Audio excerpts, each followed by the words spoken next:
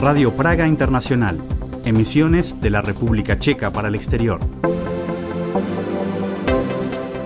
El ministro de Relaciones Exteriores de Uruguay, el canciller Mario Lubetkin, inauguró este jueves junto a su homólogo checo Petr Matčinka la conferencia República Checa Iberoamérica, nuevas formas de cooperación en el nuevo contexto geopolítico. Del papel de Chequia, del nuevo estatus en los mercados internacionales de toda Latinoamérica, pero especialmente del Cono Sur, tras la reciente entrada en vigor del acuerdo de la Unión Europea, habló en entrevista con Radio Praga Internacional, que vamos a escuchar ahora mismo. Pero hoy también veremos lo que está pasando con la biblioteca Václav Havel, que corre el riesgo incluso de desaparecer después de que, por desavenencias con la dirección, se fuera toda la plantilla de la institución y su principal mecenas, como nos contará a continuación Gonzalo Núñez. Y para terminar, viajaremos a Barcelona con Cristina Kellnerova para visitar una cervecería checa en la ciudad condal. Todo ello, eso sí, después de las noticias del día que hoy escucharán con Juan Pablo Bertaza. Noticias. Representantes de la comunidad sudeto-alemana y dos de los llamados niños de Winton participaron en un acto conmemorativo en el andén 5 de la estación principal de Brno, desde donde durante la Segunda Guerra Mundial partían transportes de judíos hacia los campos de exterminio. El homenaje inauguró el Festival Meeting Brno y el Congreso de la Comunidad de los Alemanes de los Sudetes, celebrado por primera vez en territorio checo. Entre los asistentes destacaron Eva Padockova y Milena Grenfell-Weinesova, rescatadas en 1939 por Nicholas Winton. Ambas subrayaron la importancia del diálogo y del encuentro entre comunidades históricamente enfrentadas. También participó Nick Winton, hijo del filántropo, quien advirtió contra el fomento del odio y recordó que el perdón es un camino para avanzar con mejor corazón. El Festival Meeting Brno continuará con más de 40 actividades centradas en el diálogo y la apertura de temas históricos sensibles, mientras que el Congreso Sudeto-Alemán seguirá durante el fin de semana con actos en Brno y Pohoselice, incluida la tradicional peregrinación de la reconciliación. El primer ministro checo, Andrej Babiš, logró imponer al general Miroslav Hlabac como nuevo jefe del Estado Mayor pese a la oposición del ministro de Defensa, Jaromír Zuna, y del líder del partido Tomio Okamura. Ninguno de los 4 candidatos que Zuna había presentado fue aceptado por el jefe de gobierno. La decisión fue aprobada por el gabinete con Zuna como único ministro que votó en contra. Babiš defendió a Hlabac como la elección natural por su posición jerárquica y su experiencia en el ejército.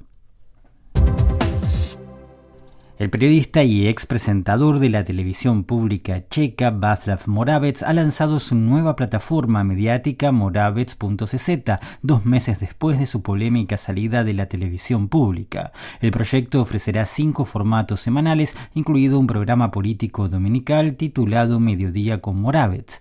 La primera emisión, prevista para el 24 de mayo, contará con el ministro de Asuntos Exteriores Petr Matčinka y los ex primeros ministros Mirek Topolánek y Jiří Rusnok como invitados principales. La plataforma incluirá también entrevistas, reportajes de investigación y análisis de opinión en colaboración con el Instituto Ipsos. La suscripción costará 8 euros al mes. Moravec, que dejó la televisión checa denunciando una pérdida de independencia editorial, continuó así su labor en un entorno privado. El lanzamiento llega en medio de tensiones con la cadena pública, que sostiene que el periodista sigue sujeto a una cláusula de no competencia, algo que él rechaza. La escuela secundaria de Pardubice, donde el jueves fue apuñalada una estudiante, ha cancelado toda enseñanza y también los exámenes de graduación, según informó el centro educativo. La dirección otorgó a los alumnos un día libre y puso a disposición de estudiantes, familias y personal apoyo psicológico y ayuda en crisis.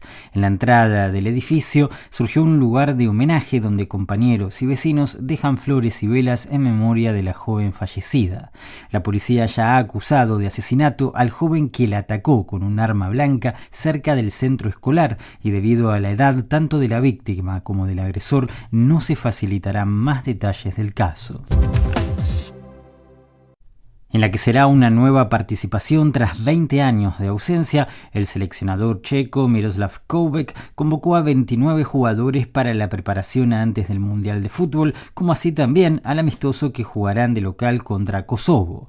Entre esos nombres figuran 3 debutantes, el delantero Krzysztof Kabongo y los mediocampistas Alexander Soyka y Hugo Sohurek, de solo 17 años. Además, la prelista incluye al delantero Tomasz Jori y al defensa David Doudiera, a pesar de que su equipo, el Slavia de Praga, los había apartado del equipo tras los escándalos en el derbi frente al Sparta.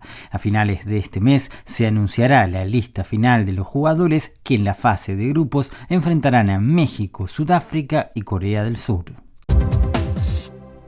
Y para este sábado se esperan cielos prácticamente despejados con temperaturas máximas entre 23 y 27 grados centígrados con presencia de viento variable. Hasta aquí las noticias en Radio Praga Internacional. El ministro de Relaciones Exteriores de Uruguay viajó a Praga para asistir a la conferencia República Checa e Iberoamérica, nuevas formas de cooperación en el actual contexto geopolítico, con la reciente activación del acuerdo Unión Europea-Mercosur en la cabeza de todos. Mario Lubetkin ofreció una entrevista exclusiva a Radio Praga Internacional. El periodista Mario Lubetkin, hijo de inmigrantes judíos del este de Europa, asumió como canciller de Uruguay hace poco más de un año y se afilió al Frente Amplio del presidente Yamandu Orsi.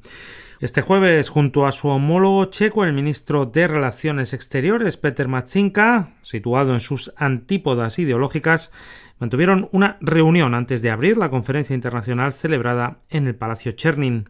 Matšinka habló de la aportación histórica de los emigrantes checos a Latinoamérica, destacando al empresario Jan Antonín Baťa, el rey del calzado que eligió Brasil en su huida de la Checoslovaquia ocupada por los nazis, donde no solo siguió fabricando calzado que se exportaba al mundo entero, sino que fundó ciudades enteras que seguían sus preceptos. El ministro Matšinka subrayó su apoyo al fortalecimiento de las relaciones comerciales de Chequia con Latinoamérica y hacerlo de forma activa. Chequia no quiere solo mirar, sino también participar, en un momento en el que el acuerdo de la Unión Europea con Mercosur, que conforman Argentina, Brasil, Paraguay y Uruguay, acaba de entrar en vigor.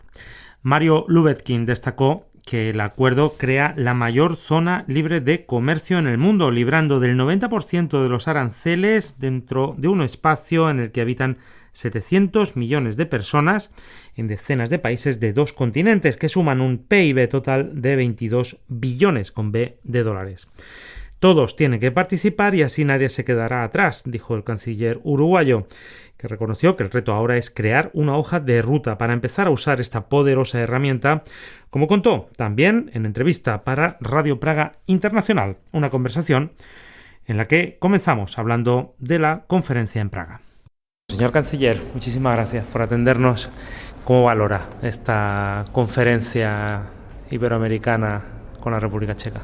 Yo diría de que me han dicho que esta se ha realizado durante muchos años, pero yo creo que esta tiene un valor muy importante porque es un cuadro de transformaciones en el mundo, en la cual cada uno nos preguntamos quiénes son nuestros socios de futuro, de presente y futuro, y segundo, en el cuadro de los nuevos acuerdos, particularmente el acuerdo que hizo la Unión Europea con el Mercosur. Por lo tanto, para mí es una gran oportunidad si el debate que por lo que he escuchado hoy se ha desarrollado no se concentra solo en entender dónde estamos, sino hacia dónde vamos. Porque el dónde estamos, de una u otra manera, lo podemos entender y conocer, pero la gran pregunta es hacia dónde vamos, porque es el proceso de transformación. La transformación de Europa, la transformación de la República Checa, la transformación de cada uno de nuestros países, es el desafío que tenemos hoy ante los cambios gigantes y tan rápidos que se están dando en todos lados. A veces Europa va despacito, va sólida pero despacito, pero creo que ahora no están mal los tiempos de ir tan despacito porque el mundo se está corriendo con una velocidad extraordinaria, con actores que se están moviendo por todos lados y de entre ellos nosotros de América Latina, que nos estamos moviendo de una forma dinámica como pocas veces antes se había dado. Por lo tanto, hacer una conferencia de este tipo, hacer un diálogo de este tipo es sumamente importante para que intercambiemos, para que nos escuchemos, para que entendamos dónde están las potencialidades, las áreas de complementariedad las facilitaciones, porque nos tenemos que llevar de este tipo de reunión ideas bien claras, bien concretas, bien tangibles para irla construyendo en los próximos meses. ¿Y para usted cuál sería el papel de la República Checa en este contexto actual? Pues yo lo diría midiendo lo de hoy, en el sentido de que el hecho de que la República Checa, que no es de los países de la Unión Europea con mayor tradición en la relación con América Latina, haga este debate en este momento, es una señal de modernidad, de frescura en relación a entender que la República Checa tiene que ser un actor también para realidades que hasta el momento sobre todo las llevan adelante los italianos, los españoles, los portugueses, en cierta forma los franceses y los alemanes. La pregunta es toda esta parte de la Unión Europea, porque nosotros firmamos como Mercosur un acuerdo con 27, no con 4.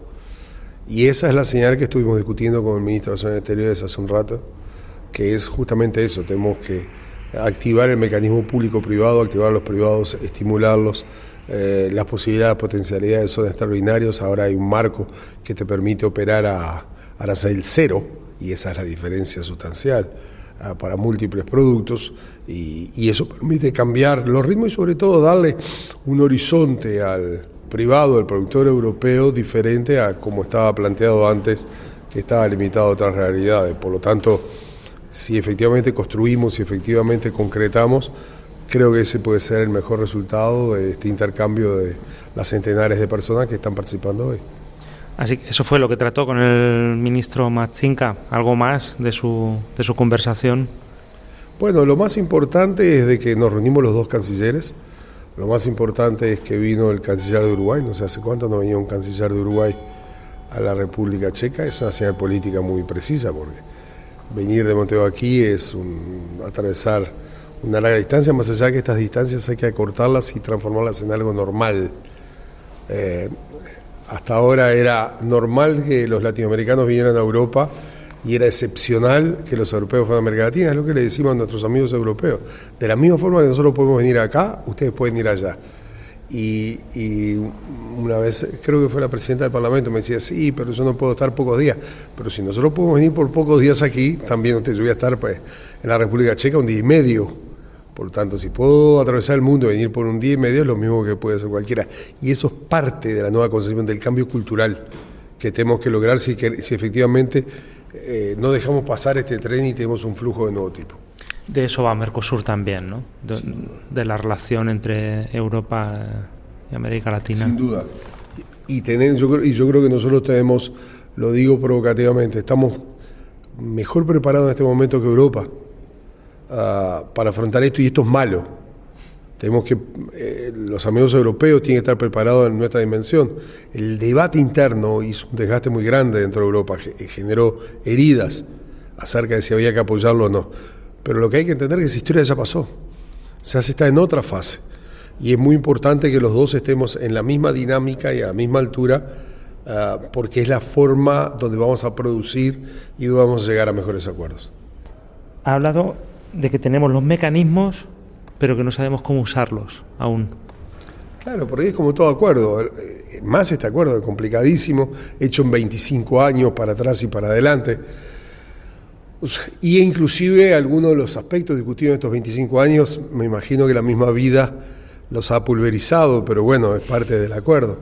Yo creo que como todo acuerdo complejo, importante y que va a marcar mucho, tenemos que aprender cómo utilizarlo, cómo aprovecharlo al máximo. Tenemos experiencia, lo recordaban hoy en el debate, de cómo se desarrollaron las relaciones entre los andinos y los europeos, etcétera. Era de otros periodos. Pero este es un momento en el cual, exactamente, tenemos los instrumentos, tenemos que aprender de los instrumentos, tenemos que adecuarnos, tenemos que hacer un cambio cultural profundo, tenemos que tener un escenario de agresividad muy superior. Tenemos que tener un criterio en el cual no hay uno poderoso y uno pequeñito, son dos tremendamente poderosos que tienen que sumar fuerzas para multiplicar capacidades. Y también ha sonado en esta conferencia, se ha hablado de un desbalance. Se ha hablado de que Latinoamérica exporta bienes y importa tecnología. Bueno, pero esa es la parte que está cambiando, o sea, desde nuestra realidad los procesos de transformación tecnológica, de innovación comienzan a ser de punta. Pensemos solo Uruguay, que tiene en Estados Unidos el principal partner de servicios, en lo cual el principal partner, el principal mercado de servicios, en el cual Uruguay coloca una buena parte de informática y tecnología de Estados Unidos. Bien importante, bien poderosa. Esas son parte de las transformaciones que se están haciendo, además porque hay muchos capitales en la propia región de desarrollo y una conciencia de nuevo tipo. Bueno, muchas gracias, canciller. Y el lunes seguiremos escuchando diversas voces de las que protagonizaron esta conferencia internacional entre Iberoamérica y la República Checa en Praga. Un placer primero que todo saludarles, decir que si bien escucho esporádicamente Radio Praga Internacional, es muy importante que los medios públicos todavía se mantengan y sobre todo también transmitiendo en diferentes idiomas y alcanzando a una audiencia internacional como lo hace justamente la radio, una radio que inclusive estuvo ayudándonos en los peores momentos de la democracia chilena cuando se irrumpió desde 1973 hasta 1990 y también todo lo que vino después. Si bien ahora ha cambiado un poco la programación de la radio, es importante no mantener todo este aspecto que tiene la radio internacional y sobre todo también recalcando la importancia de mantener medios públicos, sobre todo en una era de la inteligencia artificial, donde a veces cuesta un poco creer más las cosas y hay que buscar fuentes confiables en las cuales poder entender las noticias y también verificarlas, ¿no? Así que por eso es muy importante que se mantengan los medios públicos, el rol principalmente que tiene la radio, sobre todo para esta audiencia internacional. Un abrazo gigante. Saludos desde Santiago de Chile. Otro abrazo gigante desde Praga para el compañero Lucas Aguayo Araos por su bonito mensaje que han escuchado, y les recordamos que pueden enviar mensajes como este o decir lo que quieran decirnos a Radio Praga Internacional a nuestro WhatsApp, que es el número con el prefijo de Chequia más 420 601 064 596 o a través de un email a espanol@radio.cz. Poco a poco estamos escuchando todo lo que nos envían y todo lo que nos cuentan, por qué nos siguen, qué es lo que más les gusta, lo que sea, y qué significa esta emisora para ustedes. Todo esto también lo pueden, estos datos de contacto para enviar sus mensajes también los pueden consultar en nuestra web espanol.radio.cz en el apartado Radio Praga Internacional, y tú escríbenos, cuéntanos. Y ahora sí, seguimos con el programa y los problemas de la librería de la biblioteca Václav Havel. La biblioteca Václav Havel, creada para honrar y expandir el legado político y cultural del expresidente checo, está en crisis, tanto así que pasa por el peor momento de su breve pero azarosa existencia. Todos sus 17 empleados, junto con su principal benefactor, han decidido abandonar el barco debido a su descontento con el actual director, el economista Tomáš Sedláček. Los detalles con Gonzalo Núñez.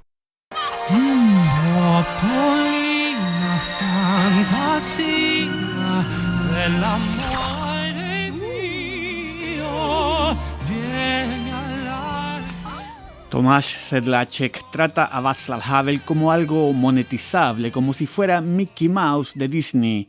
Y esto no me gusta nada. Esa es la principal razón por la que hastiado lo dejo, ha declarado el escritor Joachim Topol, el rostro más conocido del plantel de la biblioteca Václav Havel, en entrevista con la radio checa. Tomáš Sedláček es el director de la biblioteca que debería honrar y velar por el legado de Havel, pero es el blanco de la ira y las críticas de todos los empleados de la institución que han decidido renunciar en masa. E incluso el principal benefactor de la biblioteca, Zdeněk Bakala, también ha decidido cortar su apoyo financiero. En declaraciones a la televisión checa, Topol reiteró estas críticas contra la dirección de la biblioteca Václav Havel. Důvod, proč já podávám výpověď, je především zmatené a chaotické vedení Tomáše Sedláčka. Quisiera decir que el motivo principal de mi dimisión es el liderazgo confuso y caótico de Tomáš Sedláček, que decidió monetizar hasta el extremo el nombre de Václav Havel Havel como si fuera un artículo de venta, y esto yo lo encuentro inaceptable.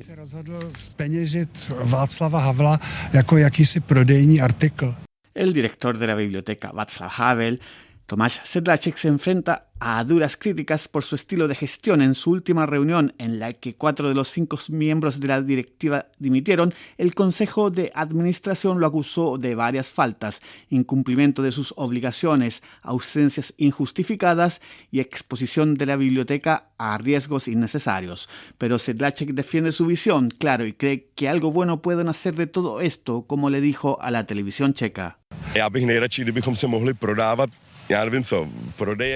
Preferiría que pudiéramos vender productos, no sé qué, por ejemplo, lapiceras con la imagen de Václav Havel, artículos de comercialización normales, cosas así, y poder vivir de eso, ser independientes y no tener que depender ni complacer a millonarios ni socios. Esa es mi visión.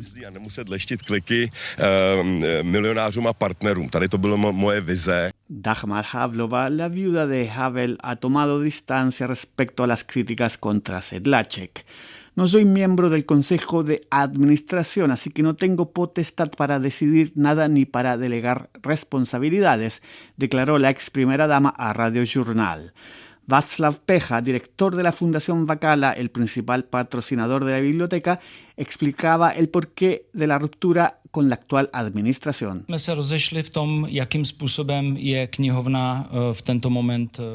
Hemos discrepado con el director de la biblioteca, Tomáš Sedláček, sobre cómo se gestiona actualmente la biblioteca. Los acuerdos y principios básicos que habíamos estipulado ya no se cumplen.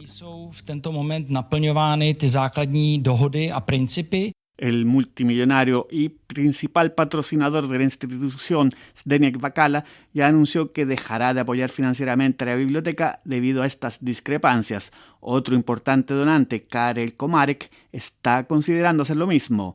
Los 17 empleados que anunciaron su renuncia en masa también se sumaron a las críticas contra el director Sedláček. Consideramos que algunas de las propuestas de Sedláček son mera estrategia de marketing, mientras que en otras estábamos dispuestos a colaborar con él. Sin embargo, su estilo de gestión poco profesional y caótico nos resulta insoportable, declararon en un comunicado de prensa. El futuro de la biblioteca, inaugurada en 2004 y que difunde las ideas del primer presidente de la República Checa, Václav Havel, es incierto. Las dudas giran principalmente en torno a si se reemplazará al equipo actual y, sobre todo, al déficit financiero derivado de la marcha de un patrocinador clave. Todo esto ocurre justo cuando se están planificando las celebraciones del 90 cumpleaños de Havel el próximo 5 de octubre. Entre terrazas dominadas por cañas de estrella y turistas de la Sagrada Familia, un pequeño barco checo resiste desde hace 15 años en el corazón de Barcelona. En Pivo Bar, la cerveza Pilsen convive con las tapas de goulash y una clientela cada vez más internacional, reflejo de una comunidad checa que se ha ido mezclando con la vida mediterránea de la ciudad. Más con Cristina Kelnerova. A pocas calles de la Sagrada Familia en Barcelona, un pequeño oasis de cerveza checa ofrece un respiro frente a las habituales Estrellas, Alhambras y San Miguels que dominan las terrazas de la ciudad. Allí se encuentra Pivo Bar, un local que tras 15 años de historia se ha convertido en mucho más que un punto de encuentro para checos y eslovacos en la capital catalana. Su dueña, Jarmila Slovíková, explica que hoy el bar atrae sobre todo a una clientela internacional y local, integrada plenamente en la vida del barrio. El Pivo Bar es una cervecería checoslovaca que es para toda la gente que vive en Barcelona. No es solo para checos y eslovacos, es para todos que viven aquí. Antes era un bar de sport, de fútbol, hockey, que llevaba un señor, nuestro amigo, y ya no le gustaba mucho llevar el bar, entonces lo hemos cogido yo y mi marido y desde entonces lo hemos convertido un poquito como restaurante. Con el paso de los años, el local ha ido evolucionando hasta convertirse en un espacio donde conviven personas de múltiples nacionalidades, algo que, según su dueña, refleja también el carácter cosmopolita de Barcelona. Muy poco trabajamos con los turistas checoslovacos, más trabajamos con la gente que vive aquí. Entonces, polacos, checos, eslovacos, pero que viven aquí. Argentinos, españoles, alemanes, rusos, ucranianos, todos. Los visitantes llegan a Pivovar no solo para disfrutar de cerveza checa de barril, sino también para probar algunos de los platos más tradicionales de la cocina centroeuropea. En la carta destacan especialidades como queso frito, svíčková, goulash o escalope con ensaladilla. Aún así, como indica el propio nombre del local, la cerveza sigue siendo el gran protagonista. Y siempre tenemos Pilsner, casi siempre tenemos Staropramen sin filtrar y ahora tenemos Bernard tostada, a veces tenemos Budweiser negra, Budvar quiero decir, o Kozel negra y del barril todo. Los checos beben solo Pilsner y los que no son checos beben otras cervezas como Staropramen sin filtrar, Bernard y le gusta probar, pero los checos la Pilsner Urquell siempre. A pesar de esa reticencia de los clientes checos a experimentar con la cerveza, Jarmila sí ha notado cambios en sus hábitos a la hora de comer, especialmente entre quienes llevan más tiempo viviendo en España. Poco a poco, algunas costumbres locales también se han ido colando en la manera de compartir la mesa. También es interesante que los turistas checos, cada uno pide su plato, pero los que viven aquí más años ya vienen grupito de 4 o 5 y ya piden goulash como una tapa. Entonces piden como 3-4 platos y lo comparten. Durante sus años de funcionamiento, Pivovar también ha sido testigo de la evolución de la comunidad checa en Barcelona. La dueña recuerda que cuando llegó a la ciudad, los vínculos entre checos y eslovacos eran mucho más estrechos, en parte porque la comunidad era más pequeña y dependía más de esos espacios de encuentro. Sin embargo, considera que las nuevas generaciones se integran hoy con más facilidad en ambientes internacionales. Cuando yo llegué en Barcelona, la comunidad era más fuerte porque no había tanta gente. Ahora los checos son más abiertos, entonces se juntan con la gente de otros países, pero antes estamos buscando uno al otro. Ahora no es como antes. Yo creo que ahora es mucho más, pero se juntan menos. Los de Erasmus también. Antes venían solo los checos y eslovacos y ahora viene un grupito de todos. Como también hablan idiomas, entonces no tienen problema hablar inglés y hay mezcla de todos. Son más abiertos, yo diría, ahora la generación que antes. Entre jarras de Pilsner y platos de goulash para compartir, Pivovar se ha consolidado así como un reflejo de una comunidad checa que, sin perder sus costumbres, se mezcla cada vez más con la vida internacional y mediterránea de Barcelona. Y aquí termina esta emisión de Radio Praga Internacional. En nombre de todo el equipo se despide de ustedes Daniel Ordóñez, agradeciéndoles por supuesto su atención y agradeciendo su trabajo en el sonido a Izzy Matějček.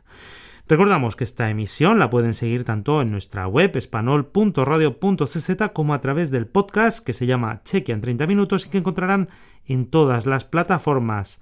También nos pueden escuchar, por supuesto, a través de la onda corta, como siempre, gracias a Radio Miami Internacional. En nuestro Facebook, X y en Instagram también pueden estar al tanto de todo lo que sucede en la República Checa. Esperamos volver a contar muy pronto con todos ustedes. Děkujeme y que tengan muy buen fin de semana.